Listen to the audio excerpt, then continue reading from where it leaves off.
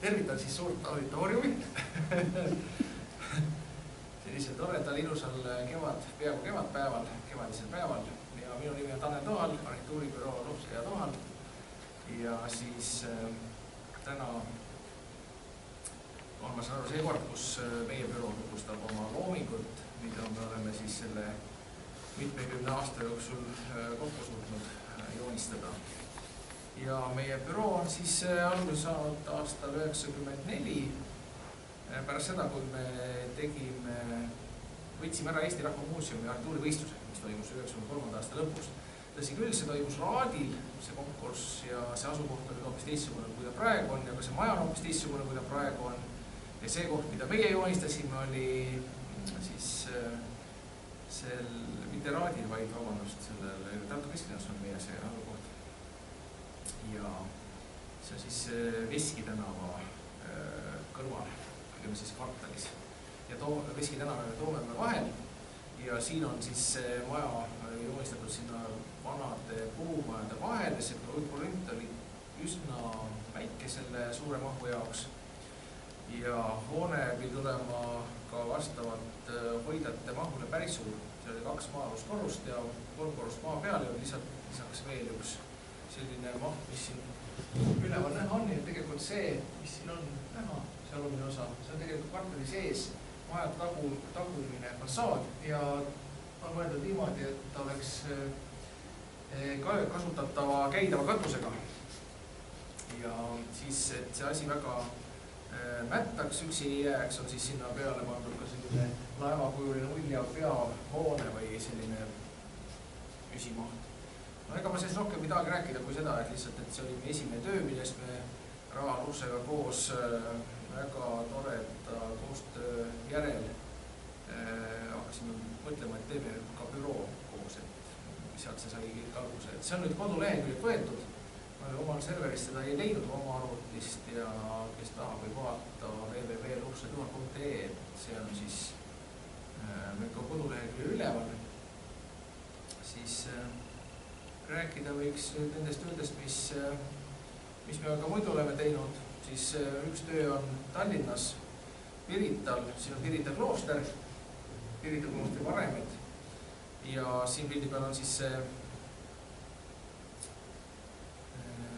Pirita klooster Pirita jõe tagant luha pealt, pilt Pirita varemetele ja siis Pirita kloostri uuele hoonele. Et see sai ka alguse juba 90-ndatel, tegelikult seal oli üks tore tegelane nagu Lagle Parek, kes oli siseminister ja tema oli ka siis Birgitta nunnade nii-öelda maaletooja, kes nad siia Eestisse meelitas. Ja tekkis võimalus, et Birgitta nunnad saavad endale selle krundi, mis jääb siis sinna Pirita varemete vahetusse lähedusse, vahetusse naabrusse. Ja siis tehti arhitekttuurivõistlus ja seal õnnestus meil see lahendusega nagu tähelepanu pälvida ja selle konkursi töö järgi hakkasime siis projektiga tegema. Iseenesest see maja on sama koha peal küll, ta nüüd tegi selliseid nuku ja valmiku staadiumid läbi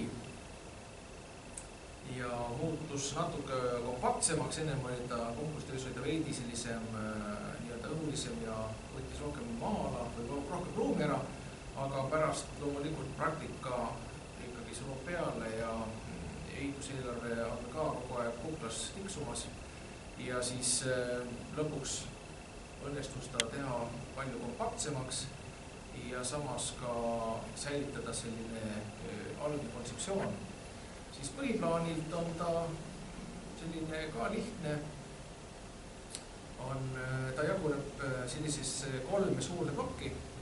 Üks plokk on nagu avalik pool, see on siis selline pikk osa siin keskel, siin on näha, et see on siis selline sissepääs, peasissepääs asub siin ka vastuvõtt ja siis on siin seminariruumid. Siis kinnine osa, mis puudutab seda kloostri enda nunnade poolt ja köögi poolt, kuhu siis tavakülaline ei satu, väljatud siia söögisaali, mis on siis nii-öelda nunnade ja nunnade köögi teenindada, see on siis väike söögisaal.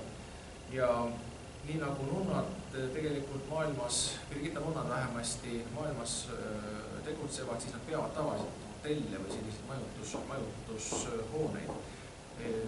Birgitta on see samamoodi, seal tehakse ka seminare ja on siis selline hotelliteenindus. Siin on siis ka see köök, kus toimetavad nunnad ja nendel on siis oma söögisaal ja siin on siis avalik söögiruum. Ja siis on selline poolavatud nii-öelda kinnine õud, kus pääsevad ka nunnad.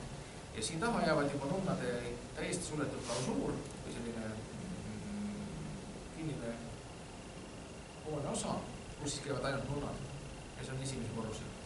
Ja see on siis kabel, mis on ka avatud kabel ja seal on see teema, et see on avatud kõikidele üritustele aasta ringi, tähtsamad sündmused nagu jõulud ja lihavõtted ja kõik sellised kiriklikud pühad, siis on kõik seal tähistatakse, põhineb see kõik katoliku kiriku rituaalidel ja nende sellisel kaanonitel, et lihtsalt kabel, kui selline on ka loomulikult avatud hotellikülalistele, kes siis hotellitoad paiknevad siin teisel korrusel peal ja nemad saavad ka alati kas siis õhtupalvustel või hommikupalvustel käia kuulamas rõdu peal, nad on siis peavad teenistust siin all ja siin on siis altar ja kooriosa, nii nagu klassikalistes kirikutes peaaegu on.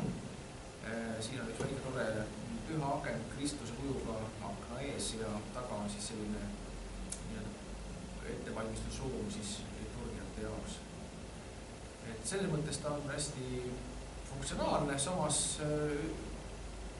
üsna arusaadavalt paigutatud ja algselt oli ka mõte see katus teha murukatusena, et just viidates selle varemete väljale siis kahe hoone vahel, aga see jäi kahjuks siin ehituste käigus tegemata ja see pilt on ka tehtud tegelikult siis, kus maja polnud valmis ja tegelikult sellest ka juba peaaegu 20 aastat möödas selle valmimisest, nii et oluliselt selline eakas hoone, siin on ka üks joonistatud vaade, see on projektistaadiumis, et tegelikult see nagu projektist tuli, ega nii enam ehitati.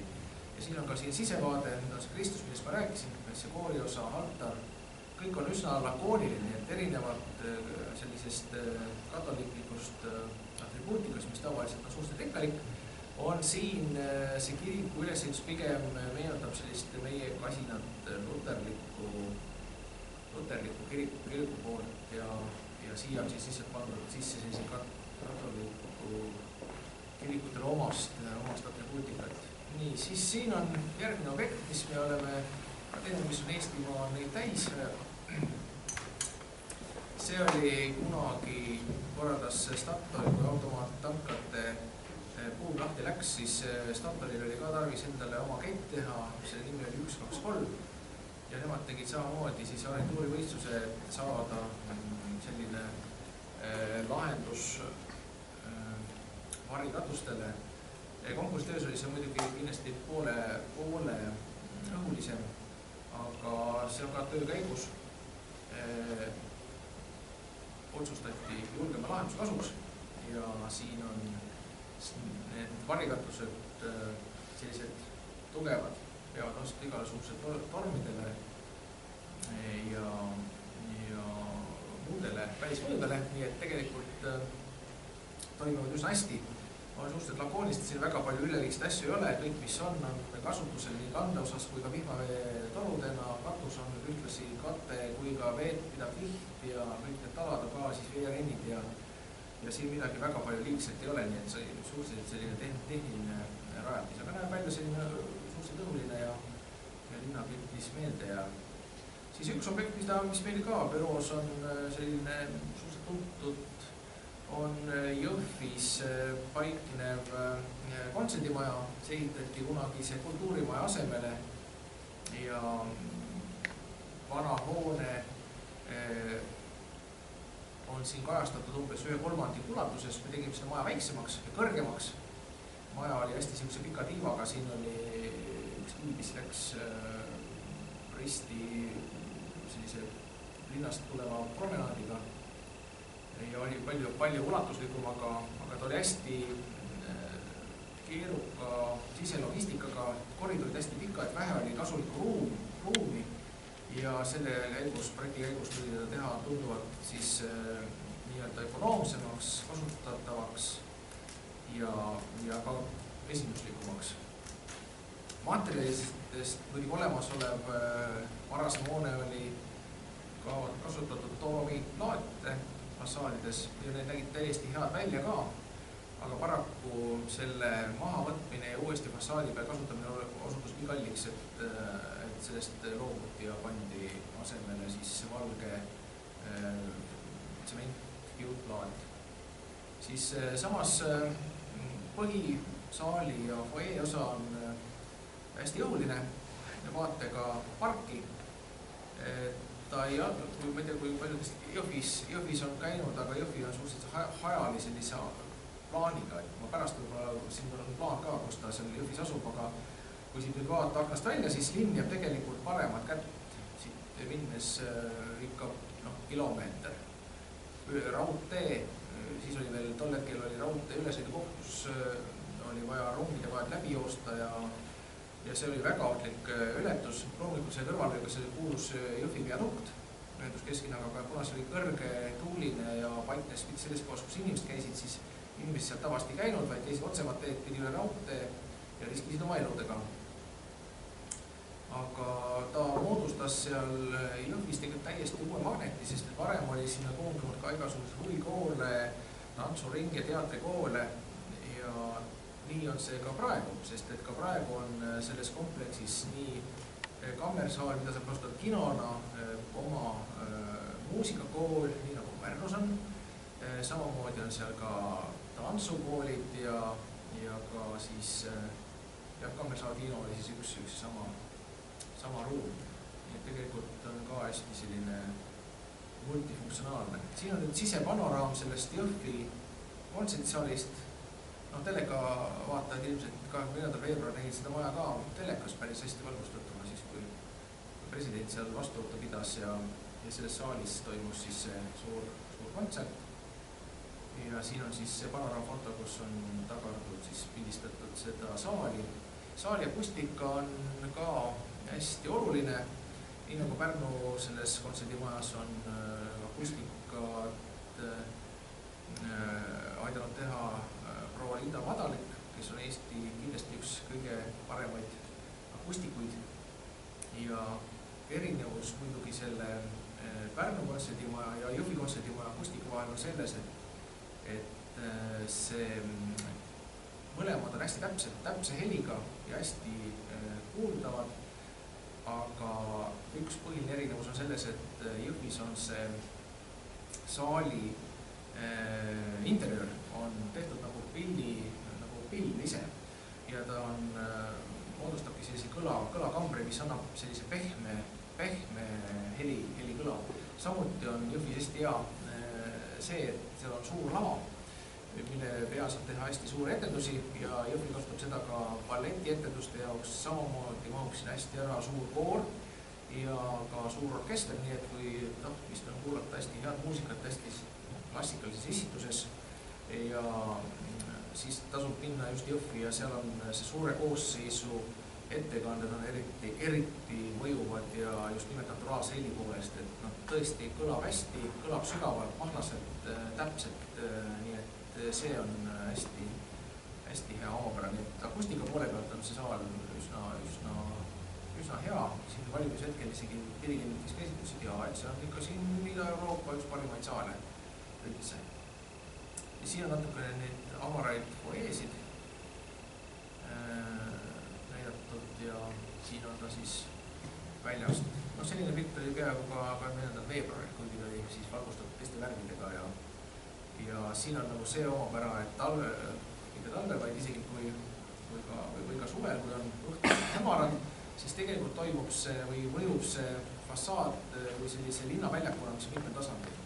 Et etendus toimub ka vaheaegadel siin rõdude peal, et kui keegi saab peale jalutada puhtult, siis ta näeb ka seda seda etendust siin juba tänavalt, mitte küll saali sisse, aga inimesed, kes on külastajad, kes on seal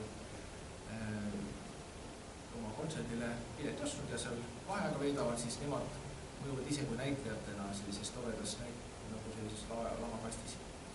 Ja siin on siis selline fassaadi motiiv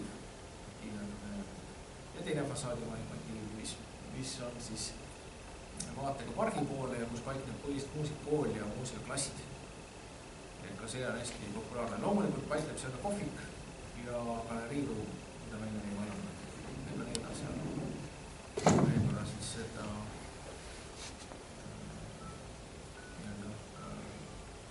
foajed. Siis siin on nüüd see Jõhvi linnaplaan ise. Et see kontserdimaja asub meil siit, kui Tallinna poolt tulla, siis saab siit sisse sõita. See on siis see peatänav. See on raudtee, mis siit keskpeast läbi läheb. Siin on suur viadukt ja kontserdimaja on siis see palmi serva. Ja see jalakäijate rada, mis siin on kõigi kontserdimaja siin ääres. Et kui nüüd inimesed siit ka varem liikusid üle sellise tavapärase jalakäijate kõnnitee, mis läks risti üle raudtee, risti teludega, siis nüüd on jõudnud nii kaugele, et Jõhvis on tehtud ka uus promenaad. Promenaad on selline, millest ka meie saime osa võtta, see oli ka arhitekttuurivõistlus. Ja me tegime sellise võistlustöö, mille nimi oli Jõhvikas. Et see oli nagu natuke sõnademäng ka, sest me tegelikult ei viidanud otseselt Jõhvi lastele või jõhvikatele, vaid me tegelikult kasutasime seal selliseid omapäraseid pinke, mis on suure Jõhvika kuululised või näevad välja nagu suured marjad, mille sees saab mõnusasti istuda. Siin on kogu see promenaad oma pikkuses, mida tegelikult kesklinna osa kohta võib öelda, et see kesklinna on siin, raudtee asub siin. Tallinna pool ots on siis see vasakul pool ja kontserdimaja on siis siin lõpus. Ja tegelikult nüüd tegemata on veel see viimane lõik siin praegu.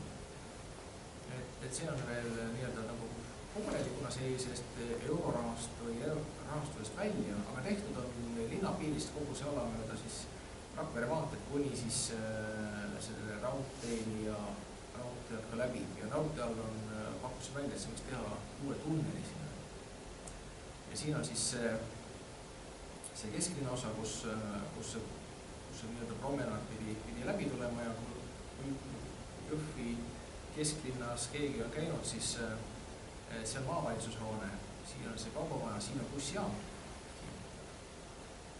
Siin oli veel hiljaaegu Jõhvi vallavalitsus, mis asus kaubamaja 3. korrusel, aga nüüd on neil õnneks omaette soliidne maja siin teispool seda peateed. Ja meie mõte oli just, et siit saaks kenasti raudtee ja selliste sõiduteede alt läbi ja keskväljak näeks välja selline. Siin on siis see maavalitsus. Tallinna poole me vaatame suuname Tallinna poole, seljaga kontserdimaja poole. Ja siin on siis enne, mis oli sõidutee või selline autodele linnaliikluses avatud tänav, siis nüüd see tänav on suletud autoliiklusele, kõik autod liiguksid siit läbi. Me panime selle lahendus kinni, kuna linn oli otsustanud üldplaneeringus, et see tee läheb ümber selle kaubanduskeskuste ümber bussijaamade ja see peatee jääb rohkem autodest vabaks. Ja siin oleks siis see promenaadi osa oleks ühendanud siis jalakäijate ala ja sinna juurde ka siis sellise keskväljaku, mis on ehitatud siiamaani parkimismajaks kaubanduskeskuse juurde. Nii tegelikult on see keskväljak sisuliselt käidav katusega parkimismaja. Me joonistasime ta projektile juurde, paraku selle maksumus läks suureks ja teiseks ei saanud, kuna see on eraomanduses olev parkimismaja, siis sinna peale ei õnnestunud avalikke vahendeid panna ja tegelikult jäi see kahjuks teostamata, et oleks saanud see ilusa sellise punase väljaku. Nii nagu ta ka ennem oli, ta oli sinna punase kattega tehtud, see oli kõik kulunud, teda on kulunud ka praegu. Aga me tahtsime ta panna sinna silutis kiviga ära katta ja teha sellise naturaalse värviga kivikats uute valgustitega ja võimalusega paraade pidada, koosolekuid pidada, turgu pidada ja need pisikesed mummud, ma ei tea, kas siin üldse midagi näha on, aga ühesõnaga need pisikesed mummud, mis siin, kuhu ma selle hiirega näitan, et need on ka need toolid, spetsiaalsed valgustid, mis töötavad nii tooliga kui ka valgustina. Toolid nagu valgustina, siin on võib-olla parem, mis on. Et siis vahele jäävad härjasalad. Siin me olime natukene oma kujunduses selles mõttes nii-öelda sundseisus, et meil ei olnud väga palju valikuid, me pidime ära kasutama need olemused purskkaevud, mis siin olid ja me lihtsalt lisasime selle vaheala veidi elavamaks ja see tegelikult on praktikas näidanud, et see ka toimib. Praegune erinevus realiseerimisest on ainult see, et lihtsalt see osa, mis siin nüüd praegu on joonistatud küll jalakäijate promenaadiks, siis tegelikult see tee on siit endiselt alles autoteeni, et see tegelikult ei ole kuhugi kadunud ja on ka praegu, aga ta mõjub suhteliselt veel hästi. Siis see on nüüd see osa, mis jääb nüüd keskväljaku poole, aga konstantimaja poole, siin on nüüd see, kuidas ta realiseerus. Siin on siis näha see vana maavainsus, see endine parkimismaja katus, mis ei ole muutunud, see, mis meie lahendus oli selline kivikattega platt, siis see tegelikult on endiselt selline, nii nagu ta ka meie projektistaadiumis olid. Ja siis siin on nüüd need väikesed istmed, mida tegelikult koha peal pööratavad ja seest valgustatavad. Mõned on isegi veel alles, sest et neid ei ole kõigi jõutud ka ära lõppuda, et need on suhteliselt töökorras, nagu praktika või kuulujutud räägivad. Ja siin on ta kasutatavad ka põhimõtteliselt talvel. Teine pool, mis jääb nüüd sellest keskväljakus konstantimaja poole, siis seal me leidsime, et võiks olla veidi teistsugune kujundus. Ja me lähtusime sellist festivalist, karnevalist, pidustustest, lõbustustest ja mõtlesime, et teeme sinna sellised suured toredad vahukommidest või sellist pallidest promenaadi, mis jäävad siis valgustama seda rada ja teed keskväljakult. Raudtead läbi, raudtee on siin, see keske see auk, mis siin all on raudteealune tunnel ja et inimesed rahulikult kulgevad sujuvalt, laskuvad allapoole, sujuvalt tõusevad ülesse, kalded on hästi väikesed ja lauged, et seal mingisugust sellist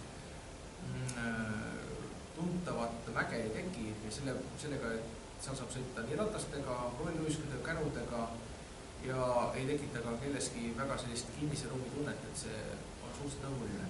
Rongid on teises tasapinnas ja siis nüüd on küll olukord, et keegi siin ei riski oma eluga.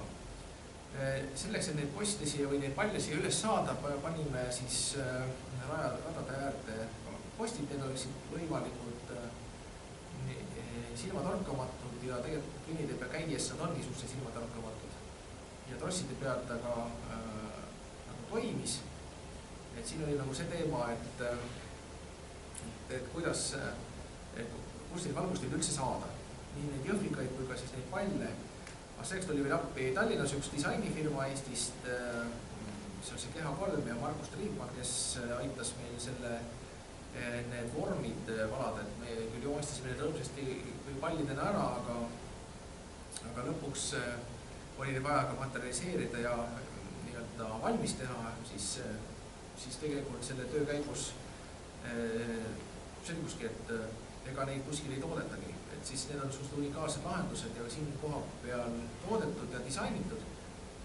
Ja asi on veel selles ka, et nad on sellist suhteliselt toredast ja tugevast materjalidest, kui te Pärnu jahklubis näiteks käite ja vaatate jahklubis olevat neid selliseid tahukalisi toole, oranžse, punaseid ja vist mustad ja valged.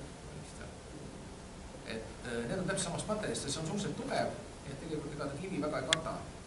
Aga siin on nagu see olukord, et me tahtsime saada nendest sellised nagu ühtlasi valgustatavad pallid või valgustik, aga et nad näeksid ka hiilgavatena välja ka pimedas ja ka seda, et nad on sellised erakordselt suured pallid ka, et tahtsime saada küll 3 eri mõõtu, jäid 2, aga nad on ikkagi kuskil meetrise läbimõõduga on kõige suuremad ja väiksemad on siis 70 senti ja 50 sendised need jäid tegemata.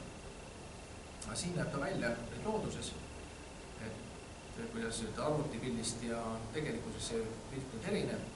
Ja siin valgusti on tegelikult, või see pall koosneb tegelikult kahest valgustist. Üks valgusti, mis valgustab kõnniteed, siin on all üks eraldi valgusti, mis valgustab alla, ja sisevalgusti, mis valgustab tema pinda ja ta tekitab sellise hõõguva kuvandi. Siin on näha ka, et selle muna allotsas on näha lamp, aga siis sisemist kuva on juba nii-öelda nagu näha. Ja pimedas näeb ta välja siis selline, nagu sellised vahvad pommid ja tegelikult on see osutunud päris populaarseks, et eriti on see tore suure tuulega või tormiga, kus need trossid otsas need pallid kõik õõtsuvad ja loomulikult siis õõtsuvad ka kõik need valguslaigud siin kõnnitee peal või selle tee peal ja see näeb väga võluv ja armas välja. Siis siin on üks promenaadi teemast üks projekt hüpatud Pärnusse. Siin on küll käimas hoopis teine planeering ja hoopis teised mõtted, aga omal ajal sai siia joomistatud selline elamute ja ärihoonete kompleks.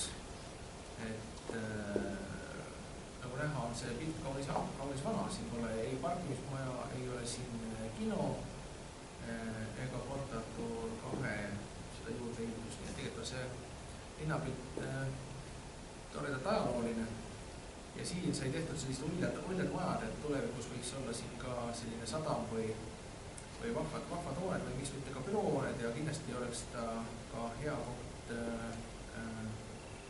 Pärnus kas või Raekoja jaoks. Aga Raekoja ta kolis juba teise kohta ära ja sinna ta ka jäi. Et siin on nüüd veel üks Pärnu projekt, mis puudutab Pärnu seda promenaadi.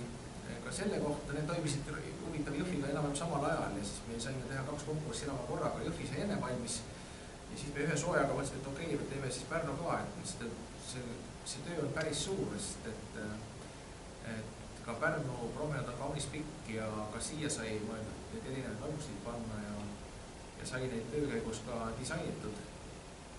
Nii et see on siis see, nagu meil projektis ta joonistatud oli ja mis muidugi projektis võiks välja näha. Ja siia me disainisime eraldi valgustid kohapealsete valgustitena, mis ei oleks nüüdsed, mida ei oleks igal pool Euroopas näha, vaid oleksid ainult näiteks Pärnus, nii nagu Jõhvi valgustid on ainult Jõhvis. Siis siin Pärnus on siis arusaadavalt, siin on Sõude kanal on üsna Pärnule omane ja hästi kuulus, siis mõtlesime, et me teeme sellise nii-öelda austusavaldusena siia on natukene vihjavad aerud.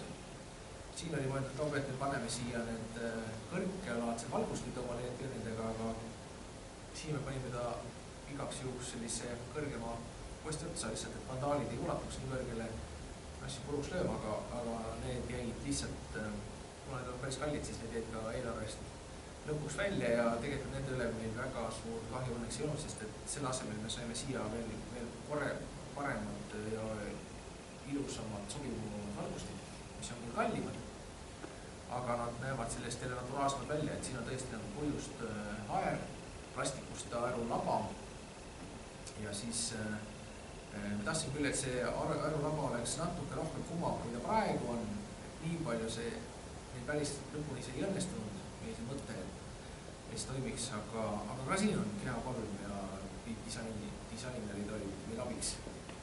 Ja see on siis selline tuttu toda, et Pärnu inimesed on seda võib-olla mitte rohkem mõelnud ja selle kohta kindlasti liiga palju toredaid mõtteid ja arvamusi. Aga lihtsalt siin on paar mitte selle tegemiseks, kui ta valmis sai, kui ta veel värske oli.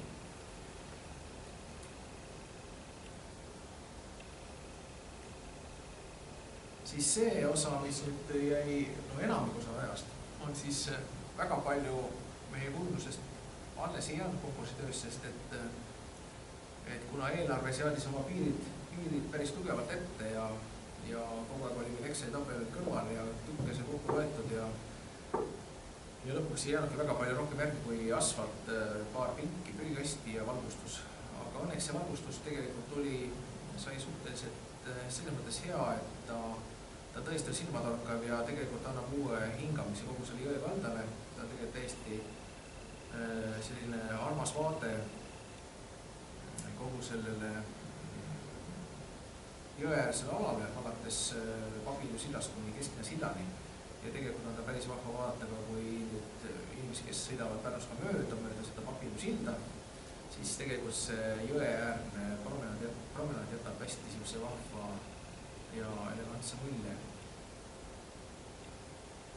Siis siin on see tore pumbajaam, see on 5 nurga pumpla ja mõtlesime ka, et me värvime ta ilusti üle valgeks, et siia saaks peale lasta värviliste prožektoritega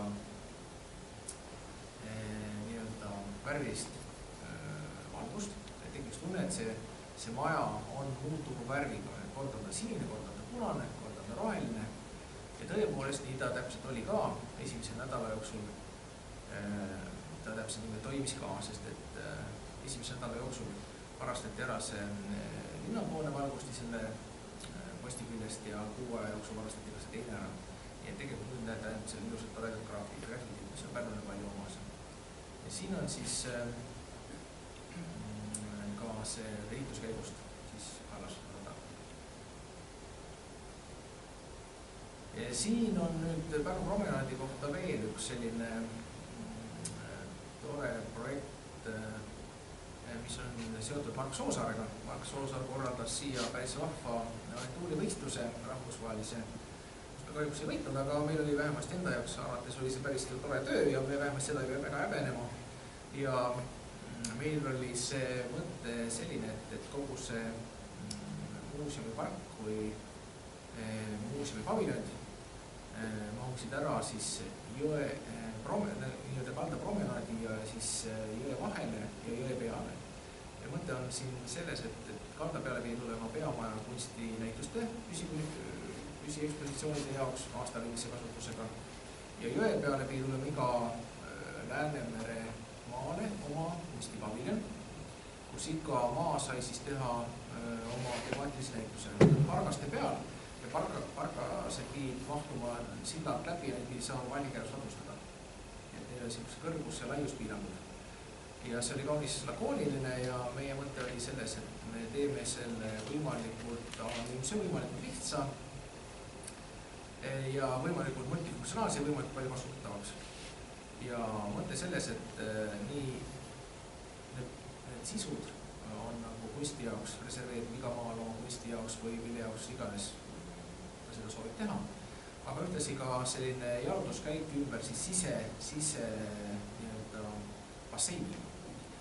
Ja siin saaks õhtuti iga maa pakub oma kultuuriprogrammi või kultuuri rahvusköögi või rahvusnapsi või rahvuslauna. Et tegelikult need kõik on siin olemas ja võimalused kõik sellest loodud. Ka siia saab paatidega randuda. Tegelikult õhtuseks selliseks jalutuskäigus päris vahva nii-öelda lisalinnaruum siin ümber selle jõe. Lisaks nägime ette ka selle ehitavad katused ja kaldpinada selle jaoks, et kui keegi tahab siia teha ka väikest etendust või performance'it või mingisugust muud publikuga üritust, siis nende jaoks ongi just tehtud need trepid ja ülesse ka jäetud võimalus rajada sinna kas või ka kohvi, kui see alla ei peaks olema piisavalt palju ruumi. Tegelikult on selline vahva multifunktsionaalne ruum. Loomulikult neid paviljone saab paigutada ka veel vähemalt 7 erineval moel, kuidas neid sinna piki kallast sai tehtud. Aga see suletud Läänemere ristikujuline selline bassein tundus meie jaoks kõige sellisem huvitavam ja põnevam. Ja ka siin on üks huvitav asi, et me mõtlesime, et me teeme selle platsi nii-öelda jumalikuks väljakuks, nii-öelda.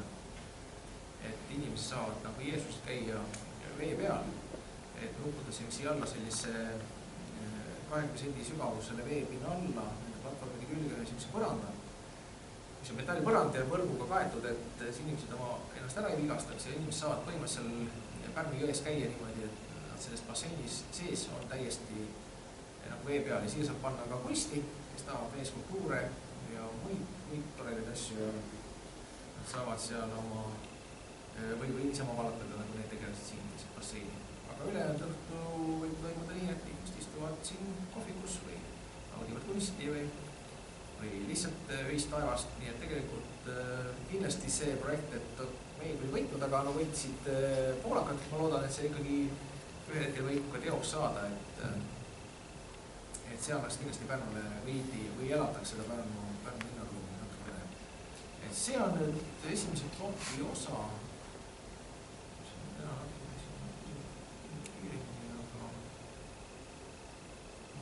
Võib-olla vahepeal kellegi küsimus tekib. Konkreetseid.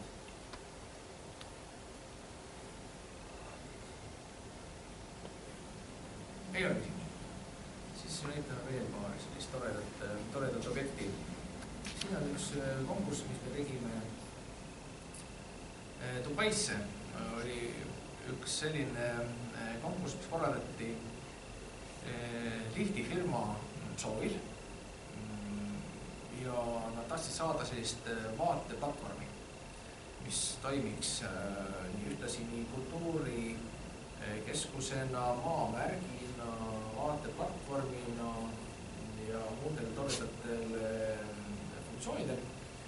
Ja siis me mõtlesime, me joonistame sinna ka ühe niisuguse vahva torni, mis oleks araabiapäraselt niisuguse looklev ja veidi natukene lõbusam ja siis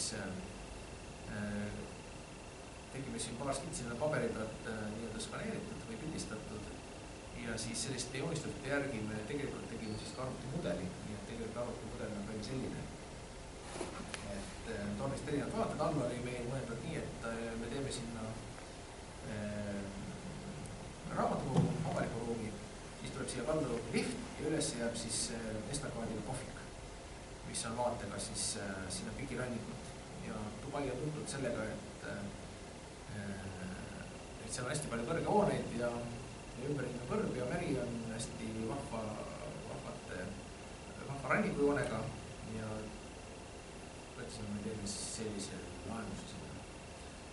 Võidutöö tegelikult oli veel palju lihtsam ja palju abstraktsem ja palju oli analoogseid töid veel, mis žüriile väga meeldisid, need olid tegelikult täiesti teistsugused, nii et tegelikult lihtsid tööd, mis olid ringikujulised, ümberringi oli suur ring, sama kõrge kui see siin.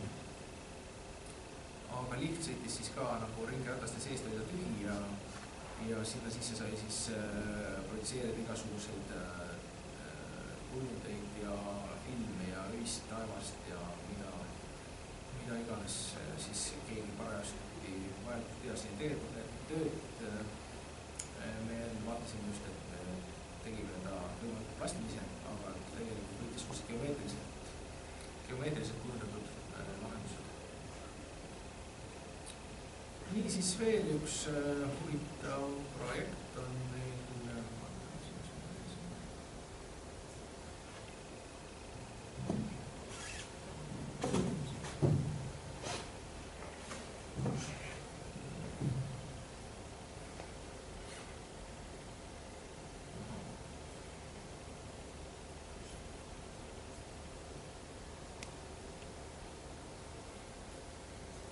siin on nüüd üks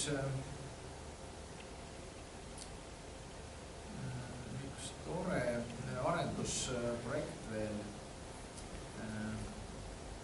kaugel maal, kaugel suvel maal, Astanaas. Ja seal oli ülesandeks teha diplomaatide linn, nii-öelda diplomaatide kvartal, kus oleksid peade ääres, mis viib Astana peaväljakule, peaväljak jääb küll tõsi küll 6 kilomeetri kaugusele. Aga ta on selle põhimaantee või põhitee ääres ja nendel oli vaja paigutada ära siis nii-öelda nii ärikvartal kui ka siis päris palju elamuid. Neil omal tehtud ka üks lahendus selle peale, aga see neile väga ei meeldis, nad otsisid mujalt maailmas ka neid arhitekte ja siis nad jõudsid üle Eesti kuidagi meie juurde. Ja siin on siis selline tore linnaruum, kus mõte on selles, et kui selline põhitransport jääb siia tänava äärde ja poolide ette, siis suletumad tänavad ja suletumad ruumid jäävad siis nii-öelda kvartali sisetänavateks või kvartalit ümbritsevateks tänavateks. kvartali süda saab olema suur kaubanduspindade rida siin, mis keskel jookseb all selline kaubandustänav esimese korruse ulatuses. Sisse pääseb ka siit nii-öelda nendest väikestest taskutest, 2, 3. Kuna see Astana kliima on tegelikult suhteliselt kontinentaalne ja ta on väga kontrastne. Talvel on seal hästi tugevad tuuled ja seal on suhteliselt külm. Et seal mingisugune -30 kraadi ei ole sugugi mingisugune eriline haruldus ja inimesed eriti palju jalgsi väljas käia ei taha. Ja ega see väga palju ei kasva ka midagi. Ja suve samamoodi ka, et väljas käimiseks on selle liiga palav, nii et tegelikult keeruline ja seetõttu oligi mõte, et me ei sunnigi inimesi nagu väljas käima, et kui inimesed tulevad siia nagu tulevad, siis ükskõik kas nad siis sõidavad poodi, kas peatänaväärest, peaväravast või nad tulevad siia sisse kõrvaltänavast. Samuti võib öelda siit kõrvaltänavast minna ka kvartalisse oma koju. Või siis nad saavad oma auto panna ka siia nii-öelda kvartali serva nii-öelda siseõue alla. Ja siseõu on tehtud ainult juurdepäästatavateks nii-öelda kvartalitest, et siia ei teki tänavat ühtegi nii-öelda juurdepääsu, vaid see jääb omaette selliseks lapsehoiu alaks või mänguväljakute alaks, mis inimeseks hoiaks ja neid on siis igale nii-öelda elamuplokile siis omaette õu ette nähtud. Keskmise osas on rohkem avalikke ruume ja siin avanevad teisele korrusega restoranid, mis tulevad juurdepääsude alt ja võimalikult ka siit peaväravast, kui siit sisse minna. Et tegelikult see on selline multifunktsionaalne rajoon, et meil on vist enda jaoks päris põnev seda nagu läbi lahendada. Et kuidas on võimalik neid erinevaid funktsioone siin niimoodi jagada, et nad üksteist täiendaksid ja oleksid ühtlasi ka terviklikud ja samas ei moodustaks sellist väga suurt keerulist massiivi. Siin on tähistatud need kollasega need sissepääsud, avalikud sissepääsud, siin on restoranid, siin on siis ka joonistatud katuseaiad juurde on tulnud, mis oleksid ka sellised luksuslikumad elamud. Siin on muidugi need büroode variandid on ka erinevad siin. Kas teha ta 2000 võitleme roovis, mis on erinevaid variante. Siin ka üks just siis on tornid on ühel pool servas ja teisel pool servas ja iga võimalikul viisil. Ja siin on nüüd tehtud see sisetänavad siis see lõige, et kuidas võiks välja näha. Need siin on parklad, katusalused. Siin on kaubandustanava lõige ja siin on ta siis teine pool on siis siin näidatud ja nähtav, et kuidas ta siis ruumist välja võiks näha. Ja siin on siis nii-öelda arvuti ka. Loomulikult on sees võimalik teha igasugust ka purskkaevud ja need on siis sellised avaliku ruumi osadega. Ja siin on inimeste liikumisteed ja siit midagi ei tule. Nii, aga vaatame, mis meil siin veel on. Kuidas teil läks siis? Sellega oli nüüd nii, et see kontakt, kellega me suhtlesime, siis nemad, Astanas oli see välisministeeriumi projekt ja siis seal vaheldus loomulikult võim ja siis omavahel see keemia seal ei klappinud ja siis see projekt jäi venima. Ja ma arvan, et venib siiamaani ja ma ei tea, kas see üldse keegi midagi teeb, et see korruptsioon on suhteliselt suur ja seal nagu et loogikad on teistsugused. Aga veel üks Astana projekt, et seal on, kuna me Astanasse me sattusimegi tänu selle bensiinijaamale, mis 123, mis me siin ennem näitasin ka, et siin on nüüd sama loogika, et otsiti gaasitanklale Astanas arhitekti ja leiti siis vaadati juurde ringi ja vaadati, et Eestis on niisugused ka need tiivaksed ja küsiti, kas me ei tahaks sinna ka midagi teha ja siis sai pakutud välja selline kombineeritud variant, kus ei ole mitte ainult automaattankla, vaid peab olema ilmtingimata ka keegi tegelane, kes midagi müüb, siis seal ei ole niimoodi, et inimene läheb ja paneb kusi kaardi, et see peab olema keegi tegelane, kes võtab raha ja toimib see inimeste vahel kontaktiteel ja kindlasti peab keegi sellel värgiga silma peal hoidma, sest muidu ilmselt sõitakse minema ja ei maksta keegi midagi, sest pigem on see teema.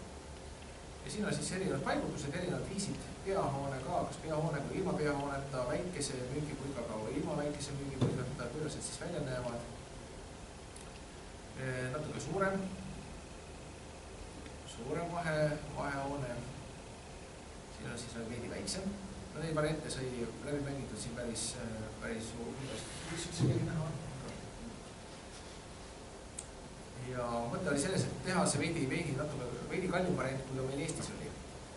Ja siin oli ka see teema, et me valgustaksime ka natuke teistmoodi, et kogu need valgustid oleksid paikneksid leedidena ja paikneksid ribide sees, et see on nagu selline kulturaalne vorm. Et ta näeks välja veidi elegantsem ja peal oleks siis klaas. Tõsi küll, muidugi see klaas tähendab seda, et eks ta peab kõvasti hea korda või puhastust saama ja aga välja näeb sellest jälle, et päris põnev.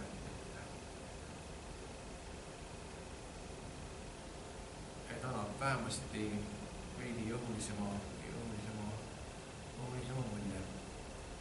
Et need asukohad ei olnud kindlaks määratud. Me pidime tegema jälle tüüpse lahenduse. Siin jutus muidugi paraku see kurblugu, et see oli veel palju kurvem kui meie välisministeeriumi teema, sest siin see investor või see huviline klientide vahelises kokkupõrkes sai surma. Ma ei tea, kui tavalisi seal on, aga ühesõnaga selle projektiga lõppes see ka selle koha peal otsa. Siis me oleme teinud ka erinevaid spaasid. Et üks projekt, mis meil on siin olnud Pärnus, mida on lihtsalt võib-olla tore näidata ja tore võib-olla vaadata, on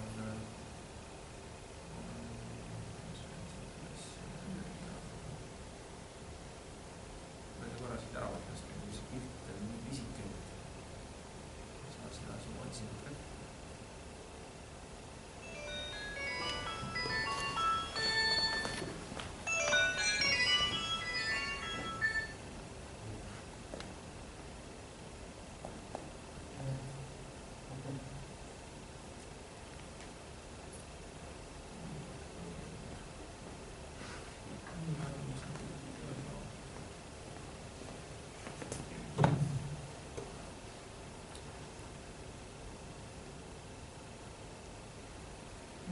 Siin on üks selline projekt. See hoone tegelikult mitte kui sellise kujul on Pärnus juba ehitatud valmis. Mis arvate, mis maja see võib olla?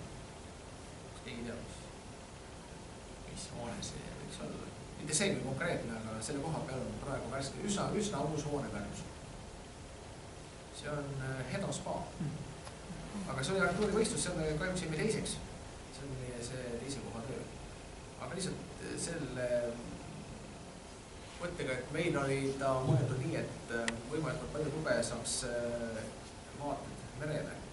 Ja siin keskel oli meil siis selline restorani pool ja foeede pool. Ja siis kõik toad, mis siin olid, vaatasid siis mere poole. Paikneksid siis õhulises tsoonis ja moodustaksid siis sellise pika vahva rannapromenaadi. Need vaated on siis siit jõe pool. Ühendus oleks siis samamoodi siin Vana-Muda Ravil, aga Vana-Muda Ravil oleks siin eraldi üksusena. No tegelikult see on lahendatud vist ka praegu enam samamoodi, et siit on lihtsalt teise korrusel ühendus ja alumisi korrusel on protseduurid. Ja ka nende, kes huvitavad ainult protseduuridest, saavad siis sisse tulla linna poolt. See toimuks nagu kahes osas. Ja siin on siis seda vaja tegema. Siin on proovitud ka neid erinevaid rõduvariante teha erinevate materjalidega. Me tahtsime, et rõdud oleksid selliste õhuliste lehvivate või selliste kardinatega, et tekiks sellise koduse duši või sellise kardinatega elamise tunne või lehviva kardinatunne.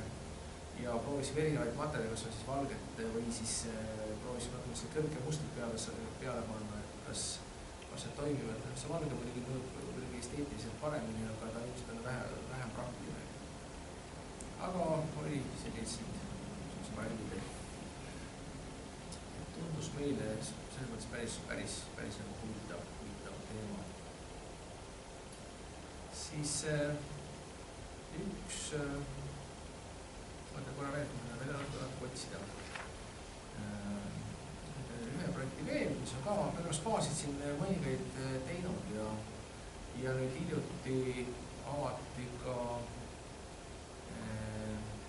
Narva Jõesuus üks spa. Ma ei tea, kas keegi on sellisega võib-olla käinud, aga see on nooruse spa.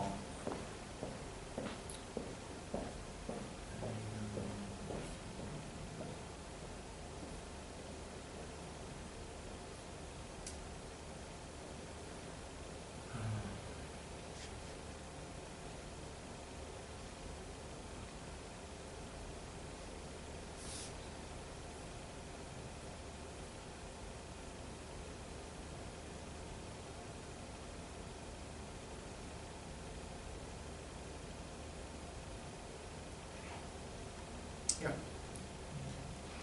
vabandan väikse viivituse pärast. Siin on nüüd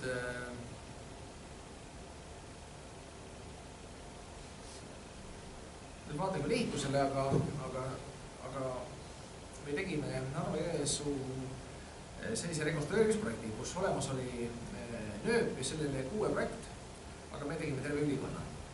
Et see oli 4-kordne olemasolev osa.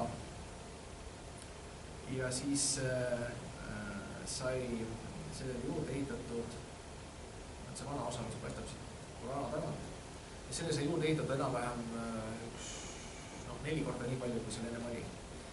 Aga kuna see nüüd planeering oli ennem olemas, siis seal mingit selles mõttes probleemi polnud, lihtsalt seda oli tükk aega mõeldud, paljud asjad nagu Narva Jõesuus olid jäänud pooleli, selliseid kombinaate oli seal ka suuremaid valmis ja ka praegu pooleli. Aga siis see oli veel üks väiksemaid, mis vajas on ehitamist ja sellel oli juba korralik projekt tehtud oma 7-korrusliste hotelliblokkidega, aga meil õnnestus seda teha siis, kui leiti, et oleks vaja midagi nagu uuemat ja veidi realistlikumat ja siia me tegime siis rekonstrueerimisprojekti.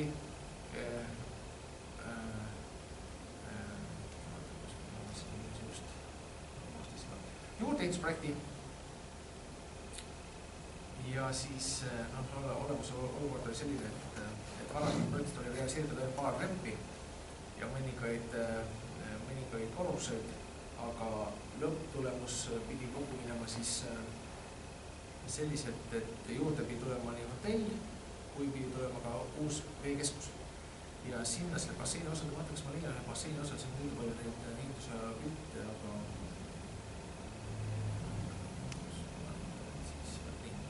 et valmiskulul näeb see välja siis selline, kus see valge pool, valge osa on siis nii-öelda see hotellikompleks ja see tumedam osa on siis veekeskus, nii on ka kõikidest muudes vaadetites. Ja siin on siis ometi siis see pääsutee, nurgatagune. Ja võiks tulla sellest, et lihtsalt see planeeringud oli tehtud ka selliselt, et ega teda muud moodi ei oleks õnnestunud teha, see kõik on puntide ja asjadega siin juba ära jagatud. Siin paremale kõrvale otse selle peaukse vastu ja üks tore mare, mis ootab ainult sellist omaniku kätte, et selle käe külge paneks ja ära lammutaks. Siin on siis vaated veel nii-öelda peaaegu valmis olevast objektist. See on siis võõrablokk, kus on tavabasseinid. Ja see on ka selline multifunktsionaalne keskus, kus on kokku pandud, ma mõtlen, see on hea pilt ka. Siin on juba hea rääkida, et on hotell, valge, tume on veekeskus, spa-blokid on siis, nii-öelda see veekeskuse blokk on siis siin teisel korrusel, see on läbi 2 korruse. Siin on vipspa, siin üleval jäävad juba sellised 3. korrusele jäävad nii-öelda hea või sellised wellness protseduurid ja siis vaheossa jääb ka vipspa rõdu ja kõige algulise korrusele ja restoran ja tehnoruumid. Siin on muidugi tore osi see, et näiteks vipspa osa asub restorani peal, mis tekitab alati ehitustehniliselt palju probleeme. Ja ega mingi erand see Narva Jõesuu ka ei ole, sest et ikkagi kui maja avati, siis esimene asi oli, selle majas on ikka 10 erineva suurusega basseini, siis nendest 10 basseinist vett ei pidanud mitte ükski, et kõik tilkusid kuskilt otsast. Ja loomulikult, kui tilkumine toimub tehnoruumi või betoonpõrandale, siis on see üks teema, kui see toimub restorani lae peal, siis on see mõnevõrra komplitseeritum. Aga ilmselt töö käigus siis sai see natuke parem ja veidi rohkem toimiva, nii et ilmselt need lekked pandi kinni. Aga siin on veel see ka, et see kogu selle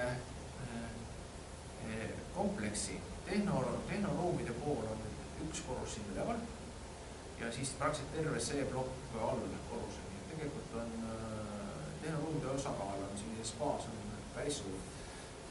Arhitektuuri poole pealt on siin põnev see, et siin on päris vahvad nagu lahendused, et me lahendasime ta sellise toreda kanjonina, kus suurde basseini, kahjuks seest ei ole basseini pilte, aga et basseini pääseb läbi sellise jõe ja läbi kose, et teised korrused tuleb nagu mägijõgi, mis on läbi klaaspõranda ja ta langeb sinna alla jõkke ja suurde basseini, nii et selle sissepääs on päris romantiline. Ja samamoodi see suur terrass siin üleval, kus on ka välibasseinid ja klaas täiesti maast laani klaasseinaga suur sauna. Ja siin on tegelikult päris vahvad sellised nii-öelda olemuslikud ruumid, mis on päris vahvad. Me tegelikult vaatasime, kuidas meil endale meeldiks, et mis meil spaas võiks olla ja sinna me püüdsime kõik kokku panna ja tegelikult see toimis nagu päris vahvalt. Ja see ümbrus on ka päris armas. Tegelikult need värvid, mis sai valitud, et tume maja, siis ta mõjub seal Männi metsast täiesti sellisena, et kui mere ääres jalutada, siis see tume plokk ei paista üldse silma, et ta jääb nende puude varju ja mõjub sellise tunduvalt väiksemana, kui see tegelikult on. Et maja ise ei ole üldse mitte väike. Ta on kuskil 10-11 000 ruutmeetrit. Ja praegu on nüüd ka seis selline, seal on hotellikohti on 200 ja tundub, et neil jääb päris hästi, sest et nad ütlevad, et nendel on vahest niisugune olukord, et inimesi saab sabas, et lihtsalt ei pääse basseini, et lihtsalt pole ruumi. Et arvestatud sai 200 inimesega, aga praegu nemad ütlevad, et neil on järjekorda, või ütleme, see koormus on 500 inimest. Et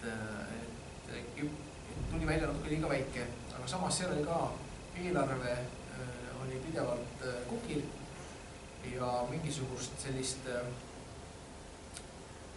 pidev ruumide vähendamine, kokku surumine ja eks ta tõi kaasa ka teatavad sellised probleemid, mis ongi see sama, et kui bassein asub restorani peal ja oleks võinud olla ka mingites muudes kohtades, Narva ees on talvel.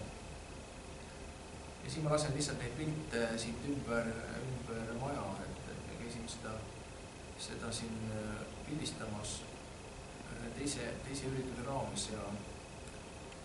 ja sai siis ühel hetkel valmis objektist pildid tehtud.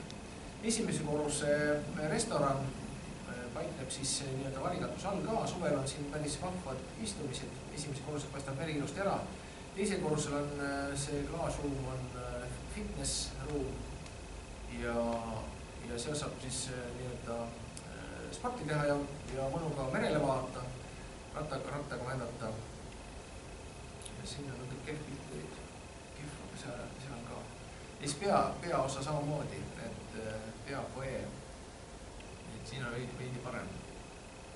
Et mõte oli ka selles, et see vaheosa võiks olla õhuline, meil algselt oli see tervenisti klaasist, aga siis tuli ehitaja mängu ehitaja pidi olema peadavõtja ja ehitaja ütles, et teate, et klaaspinda on liiga palju, et te peate ära koristama, see on mingisugune 20% klaaspinda, siis meil, et eelarve paika saada ja eks seal oligi, et paljud asjad asemel, materjalide asemel tulid odavad materjalid ja kivi asemel tuli krohv ja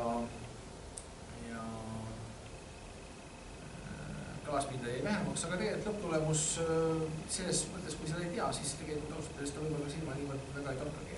Tegelikult on ta pimedas, näeb ta ka päris tohku välja ja ikkagi mõngid asjad sai juba tehtud, isegi trepiastmed on siin kohati graniidist trepid jälle jäid alles ja klaaslihti jälle ka alles ja klaaspõrand jäi alles ja see kosk jäi alles, nii et tegelikult mõnedes kohtades selle samas õnneks nagu raha kulutati, et tegelikult see väli, mis ei kesta peale jäeti küll vähem, aga selle sisemiste lõbustuste peale tuli siis seda raha natukene nagu rohkem. Ja siin on veel pimedas ülevaade. Ja kes ei ole käinud, et vatell on täitsa sümpaatne. Ma isegi julgeks soovitada, ma isegi olen käinud.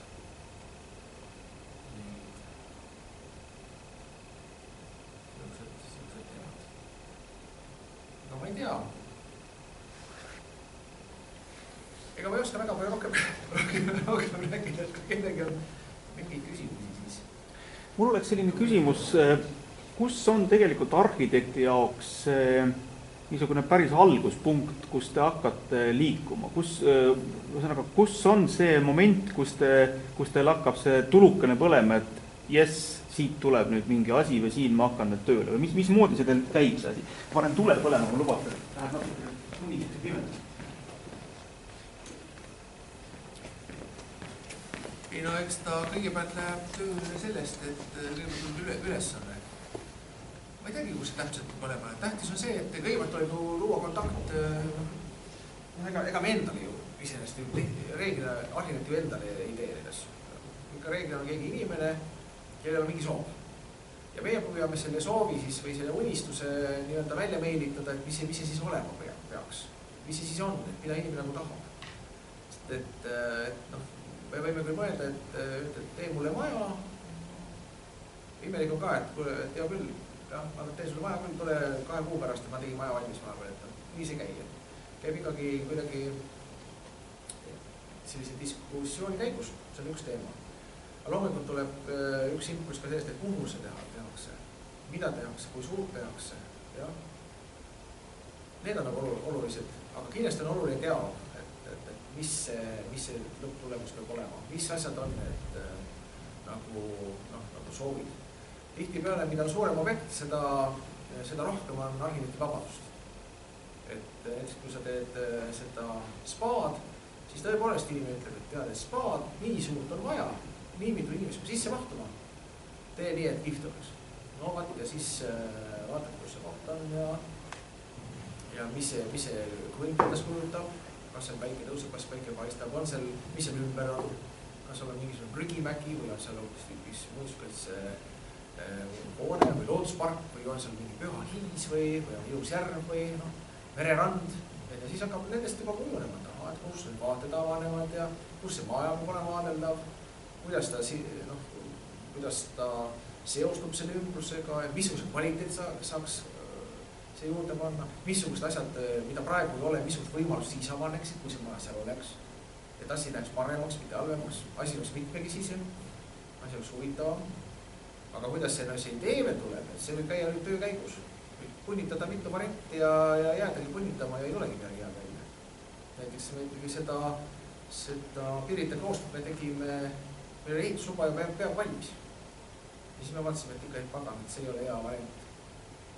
Ja tuleb teha, ta vahepeal läks siis, et sellest õhulisusest läks nii kaugele kompostitööst, et ta läks kompaktseks ja ta läks kätte selliseks amorfseks junniks, millel polnud nagu otsa ega ajab. Ja siis me mõtlesime, et päris siuke, et see ju ei ole päris see kompostitöö ka. Ja siis kuna see tellier asus Roomas, siis Ra pidi käima seal kooskõlastamas Rooma vahend. Ja kui meil oli juba ehitusluba peal, siis meil pidi minema Roomas sellega, et ehitusluba meil peal küll, aga see maja peaksin natuke ringi tegema. Ja mitte natuke ringi, vaid ikka päris palju ringi. Ja et kabeli ja selle hotelli vahel tekkis üks bassein veel juurde. Me oleme üldse maha unistatud. Ja siis selline, et nii. Aga see on parem. Ja see on väga palju parem kui enne. No hea küll. No siis asub. Siis tegelikult Eestis niimoodi ei saa. Eestis arhitekt peab tähtajaks valmis ja peab olema madav ja kasin ja lihtne. Itaalias on see arhitektuuris ja arhitektis suhe teistsugune ka. Arhitekt ütleb, et ei, nii ei ole hea. Peaks tegema paremini. Võtan natuke rohkem aega. Siis seal on seda nagu rohkem kergem saada. Eesti peab oma efektiivne, kiire, odav, peab hea välja nägema. Kogu planeeringu mahu ära kasutama. Nii palju kui planeering ette näeb, nii turud tehtud, me peame kõik ette saama, et siis on kõik osa olemas. Muidu ei ole hea projekt. Tasuvus peab olema. Kasumus peab olema. Eesti peab teismoodi. Enne kui võib-olla veel keegi ma väga vabandan, ma küsin veel, et kas teil on mingisugused sellised nagu vormid või kas teil on mingisugune selline käekiri, mida te nagu järgite, millest te ei taha taganeda või ütleme kas või nende samade tööde põhjal, kas sa võid öelda, et on olemas mingisugune Luhse ja Tuhal, mingisugune selline ma saan aru, et see on Luhse ja Tuhal nagu märk. Oli näha ka. Siin oli terve rida objekte. Kas paistis ju asi välja? Ma küsin sinu enda käest praegu seda. Ma ei tea, ma arvan, et ta kogub välja, et eks ta, ma arvan, et ta palju lihtsalt tulevad, mis tulevad nagu loomulikumalt natukene. Aga siin ma ütlen veel, et eks ta selle, vaata, me oleme töötanud ju ikkagi väga palju aega, eks. Me oleme siin ju, meie büroo on ju aastal 1994, 2015, 20 aasta, eks. Selle jooksul on kindlasti see professionaalsus nii palju suuremaks kuigi läinud, et sa ei pea enam, ei käi niimoodi käed taskus ringi, toas edasi-tagasi, ma mõtlen, milline see maja võiks olla, ma unistan, et ma võiks olla, et sellist nagu väga kaugel lendavat asja pole aega teha. Ja sul peab olema, järgmisel nädalal peab olema eskiis valmis, siis selle aja jooksul saad sa teha seda, mida sa oled juba natuke kas teinud või oled mõelnud või sul on pähe tulgatanud või mida sa oled juba kogenud, et seda saab nii kiiresti teha ja selle kohta sa tead juba enam-vähem, et nii saab teha. Konkurside puhul on küll jah, on see vabandus suurem, et siis tegelikult seal ei ole nagu, seal on tõesti fantaasia piirangaks.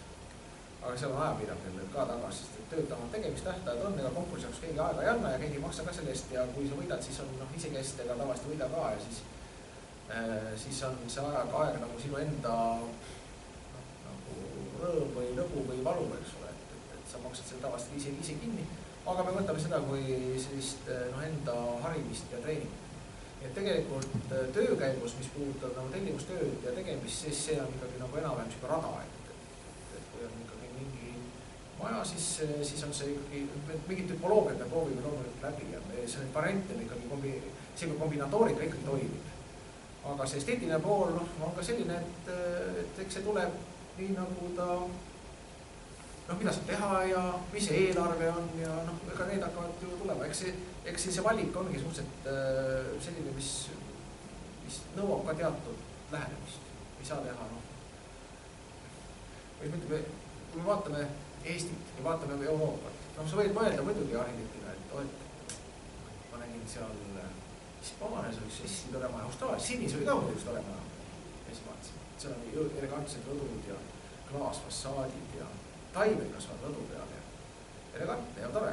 Meil mõttes ka, et teeks ka siuks nii korrektselt, teeb õhtu kleidi. Aga siis vaatab, kliima on selline ja külm on ka ja hakkab siis õhtu kleidi tegema ja meile tuleb ikka pufaika.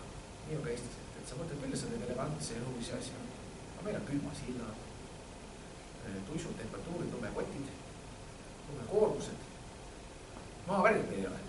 Aga kõik see, mis tähendab seda soojustamist ja seda vatti pakkimist ja energiatõhusust. Kui sa mõtled ise, kas sa kujutad ette energiatõhusat õhtu kleiti endale, kujutad seda. Arhitektuuri ei ole sama lugu, et kui sa tahad Eestis teha ikkagi elegantse asja, siis sa pead arvestama sellega, et see peab soe ka olema. Ja siis sa juba, see välistab juba teatud hulga asju juba nagu ära. Või mõnigi poolde. Saab teha teise maja ümber maja ja see on hooajaline ja teed sooja maja sisse ja siis välja teed veel ühe maja ja noh, me tegelikult niimoodi ka teeme. Me lähtume ka, et hakkame seespoolt väljapool tulema, teeme selle osa ära, mis on oluline, tõhus, toimiv, energiasäästev ja selle ümber, siis see on selline nagu veidi õhuline, kuna see seisab külmas ja ta ongi kogu aeg külmas ja aga nad ei ole omavahel seotud, aga see tähendab seda, et 2 maja. Kolmanda maja võib nüüd ka teha, siis seal on ventilatsioon ja see ventilatsioon tähendaks. Aga selles mõttes jah, et ikkagi tihti peale annab selle, rääks hästi kaugele, mõtleb hästi pika tiiruga, aga kui me alustame jah, midagi tegemist, siis algselt niisugused lendlevad mõtted, noh, need ikkagi välistamiste teed, koorumiste teed, raputamiste teed, et siis jääb nagu selline andiline kubi lõpuks selle alles. Või tööks läheb. Võib-olla täpsustan veel, et mis on ikkagi siis see nagu selles vormi mõttes, millest ta nagu mingil juhul loovuda ei taha? Mis on need asjad, millest te ütleme, ükskõik milline on see rahaline seis, te pigem ütled, et te lihtsalt ei teegi seda projekti? Ma ei teaks, me nii päris oleme. Päris nii vist ei olegi kordagi vist töönud, et kuule. Pigem on see, et meil on mingid teatavad sorti nagu sellised loogikad või asjad, et mismoodi see protsess käib. Et pigem on see ikkagi dialoogi jälgima. Ma ütlen veel, et ega me ei tee vaakumis. Me peame suhtlema ikkagi inimestega, kelle jaoks me teeme ja eriti eramu puhul on see, me eramu teeme suhteliselt vähem, aga siiski mõned teeme, et siis eramu me teeme. Et mis on inimese jaoks olulised, mis on nagu meie tunneme, et mis jaoks on meie jaoks kvaliteet, mis võiksid olla. Meil on oluline näiteks, et oleks see sama ruum, mis on toaruum ja tekiks mitu sellist ruumi, mis on üksteist läbi nähtavad, läbi käidavad, läbi vaadeldavad. Näiteks toaruum, terrassiruum, õueruum, aedmets, taust. Et need tekiksid nagu mitu plaani näiteks. Et tekiks sellised lisaruumid, mis annaksid nagu, ei oleks lihtsalt 4 seina, vaid on veel midagi. Neid me soovitame lihtsalt kasutada. Aga või mõtleme näiteks, et palun, et seal on ilus vaade või seal paistab päikest sealt võtta, et meie arvame, et seal on parem teil näiteks elutuba panna. Aga inimene ütleb, et ei, ma tahan elutuba põhja poole ja küll, et niimoodi tehta, aga samas me ei lähe sinna elama ka. Ütleme, et sealt sinna, lihtsalt on külmad tuuled, päikest sealt ei tule, energiat sealt ei saa. Aga kui me oleme hoiatanud, inimene ütleb, et ma tahan, mulle meeldib niimoodi, siis andke minna. Meie asi on nagu pigem olla selles nii-öelda pigem selline, selle nii-öelda, ma ei tea, kas just põlluhari, aga ütleme niimoodi, et lihtsalt öelda, et variandid on sellised. Et lehvik on siuke. Aga kui see sa valid, et siis selle järgi me teeme. Aga loomulikult me räägime ohuterasid, et kui me selle valime, siis me saame seda ja kui me valime selle, siis me saame seda ja kui me tolle valime, siis saame toda.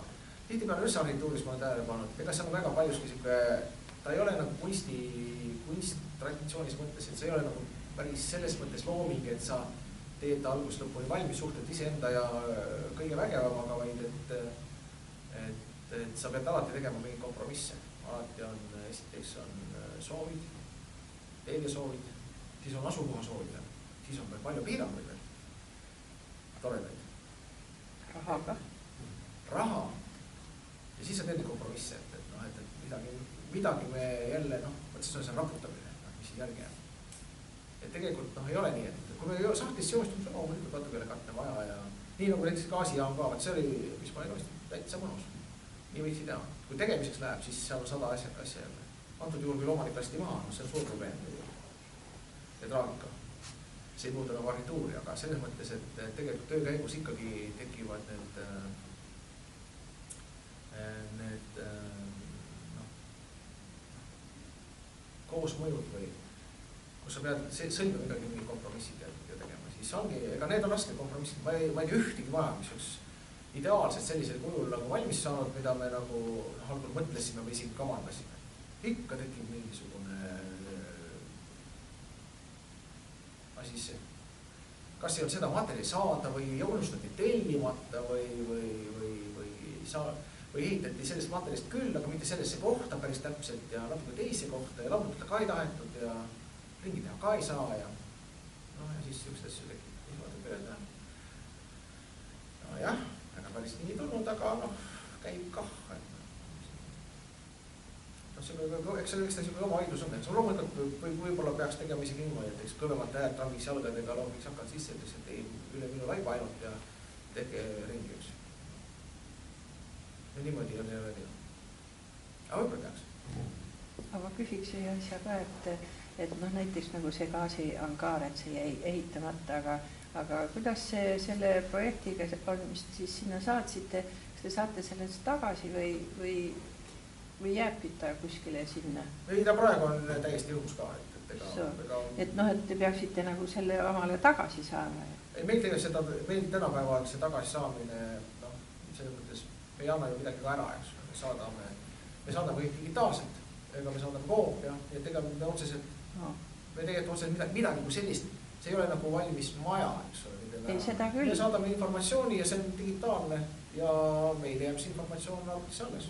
Aga võib-olla nad kopeerivad selle... Jaa, ei, see oht on alati. Mida? See oht on alati. No jah. Ega sellest me ei pääse. See on niisugune selline. Ei võib ikka kirjutada midagi ja kuskil maha panna. Samas ega vaatad suuri arhitekte ka ja siis vaatad, mõned majad on suurtel arhitektid ka üsna sarnased välja kukuvad. Kas siis on see suur koostöö või... Tihtipeale on ka, see ei ole nagu otseselt kopeerinud, vaid tihtipeale on ka selline, et on ka mingisugune eeskuju või on sarnasus küll, aga ta ei ole nagu sama, see kopi teda või kopeerinud. Võib-olla see on teema, et kus maalt on siis see nii-öelda silmaringi laiendamine, kogemuste vahetamine ja kui sa võtad nagu projekti ja oma nime annama, siis see on. Aga loomulikult ega maailm on selles mõttes lai, et ega sellised tendentsid ja asjad ju ikkagi liiguvad maailma mööda ringi. Ega see on ka, et ma seda viidatus ka maja, ega see ilma viidatus ka maal täis, kandis ma ei ole. Kes siis selle autor on kandist maada? Näiteks. Et eks ta hakkab sellest detailidest ja asjadest peale, et mis asi siis on see õige ja või kopeerimine. Aga selles mõttes jah, et ega ta ei ole nagu, arhitektuur ei ole nagu puhas kunstiliik. Et kindlasti ta nõuab loomingulist mõtlemist, aga ta ei ole päris looming kui selline päris iga puhas. Loomulikult võib-olla kui teha mingit puhast konkurssi ja memoriaali või mingit asja, kui sa mängid täiesti viimase ringini välja, kus on natuke abstraktsem see ruum, eks. Et siis saab seda mängida nagu parem. Või seal on nagu mõtle veel, et see konkursil on need mänguruumid suuremad. Aga tihtipeale on ka inimeste ettekujutused ka teatud juba kas klišeedes või traditsioonides kinni. Et seal seda nagu ei ole ka mõtet hakata ümber nagu kujundama, et sellega arvestama. Ei ole mõtet panna inimesi pea peal käima, et kui meil selle kihvtuks inimesi, kes pea peal seda hakkas peale läheks, mulle väga meeldiks. Aga maja ju ka ei tee. Mul on veel küsimus selle, kuna arhitektuur on, üks on see projekt paberil või kuskil siis kõvakettal, eks on või digitaalne ja teine on nüüd see materialisatsioon, et kas teil on olnud sellist olukorda ka, kus näiteks telli ütleb, et ta tahab just nimelt tingimata sellest materjalist ja tõepoolest see on siis ka nagu realiseerunud niimoodi. Et just see materjali ja selle arhitektuurse idee nagu vahekord. Või kuivõrd see mõjutab, see materjal, mis on teile nagu ette antud? Jaa, kindlasti mõjutab. Kui on ikkagi öeldud, et tahetakse saada kivist või puidust maja, siis me raudselt sellega arvestame. Ja sellel on päris suured mõjud ka suures. Ütleme võib-olla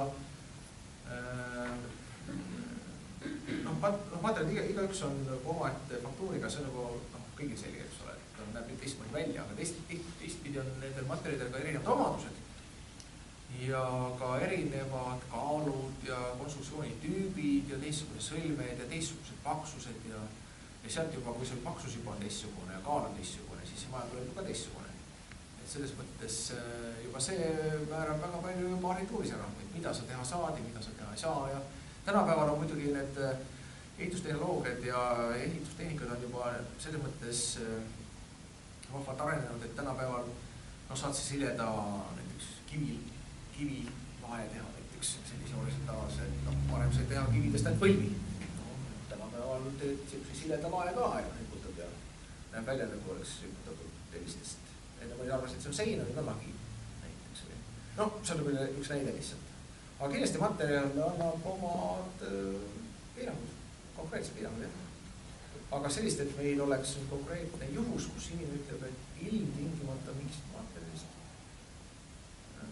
Päris sellist ei ole. Loomulikult me materjali räägime kõikide nagu inimestega läbi, eks ole, mis materjal tuleb. Aga pigem on see materjali valik, et ainult sellest ja mitte milleski muus just ma ei tea. Pigem on, et miks, et äkki see on vist natuke nii kallis materjal, et äkki me paneme midagi odavamat. Pigem see on mingi tavaliselt. Kuigi see materjal maksab kümme palju, et see on üle 50 euro ruutmeeter, et see on ikka jõuda välja. Et oleks hea, oleks 10. Veel vähem oleks 5.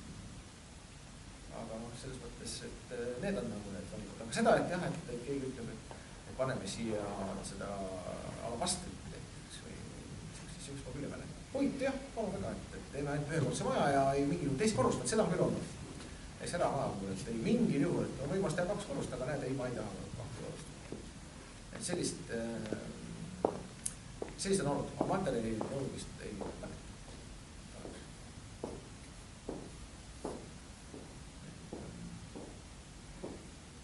Ma küsin veel selle selline uus mõtlemine, uus tehnoloogia, see 3D printimine, et kas teil on olnud nagu sellist võimalust või on keegi pakkunud ehitada hoone niimoodi, et see on nagu 3D prinditav? See on hästi uus asi, et hoonet päris teha. Ja.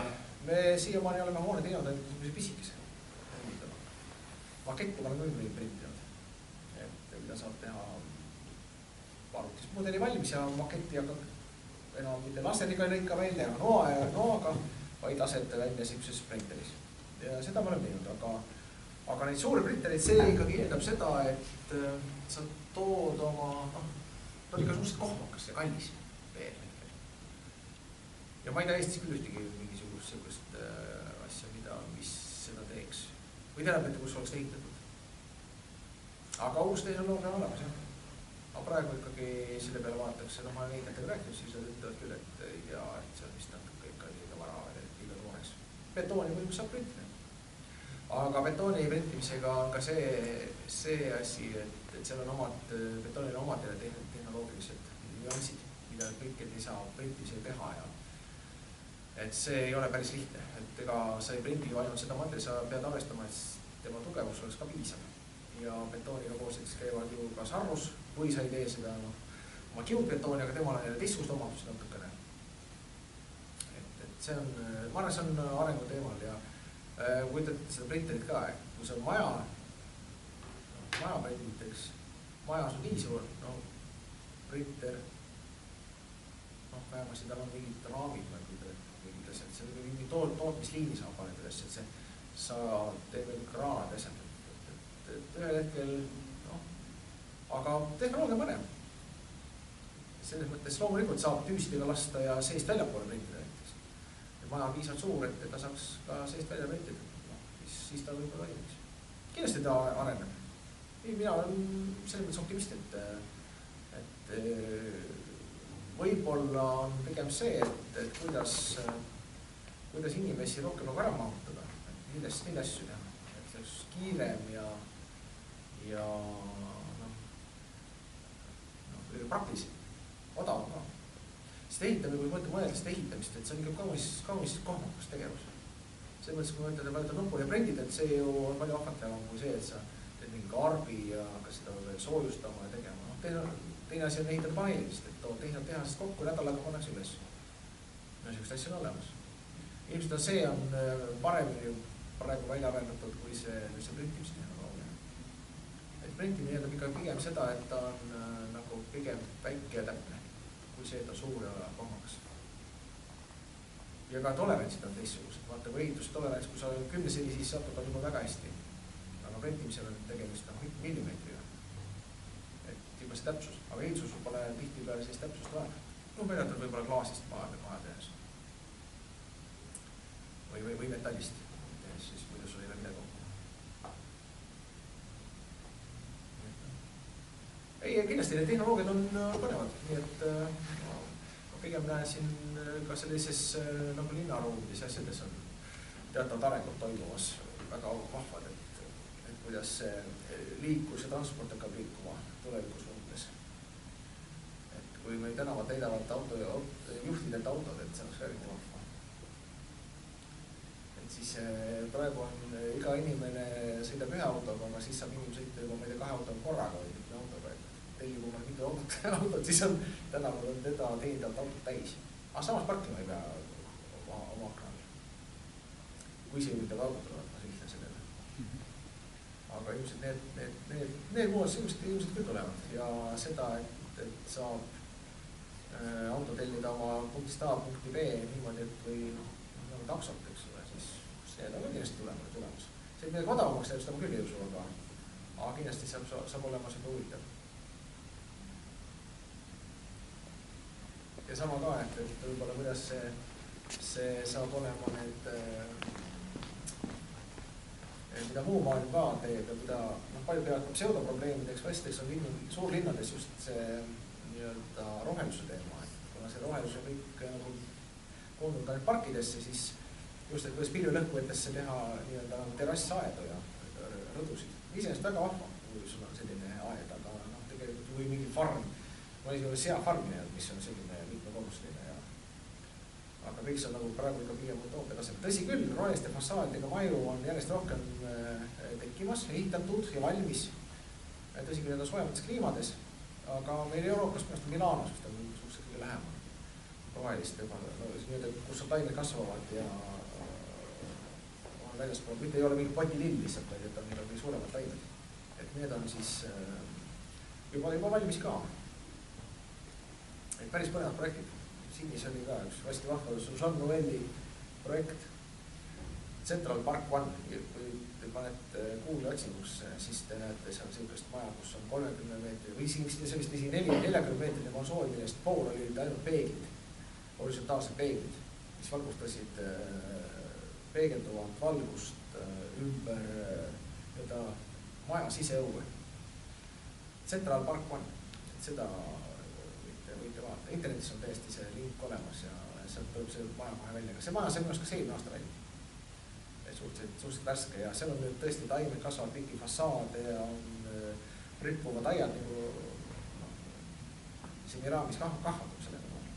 Aga sellised vahvad ruumid ja need on kuskil, see on mingi 30 korruse linnamaja. Päris ikka vahva. Keset suurlinna. Raudteamast mitte eriti kaugel, tsentrali pankadele maksu liivaks. Et need on põnevad teemad. Ma olen ka mõelnud, et vaata, kui sul on linna elamu, et siis sa ei ole maasust nagu nii kaugel, eks ole, et sul tekiks selline mõnus õueruum, et sa saad minna päikese loengut vaatama need õdule ja vaatad välja, et seal tekib sul selline vaheruum. Aga meie tihtipeale on see, et seda vaheruumi sul teki, sest planeering näeb ette, et ehitus on linn on nii suur ja õdu jaoks tihtipeale väga palju ruumi just ei jää, et siin isegi lauda või ruumi panna. Ja see siis rääkimata mingisugust terrassist või mingisugust rohelisest asjast. Et see on selline. Ma ei tea, kui küsimusi rohkem pole. Äkki tahab vägigi küsida. Palun. Täname esinejad. Et loodetavasti, palju sa oled tutvustanud teie büroo tööd?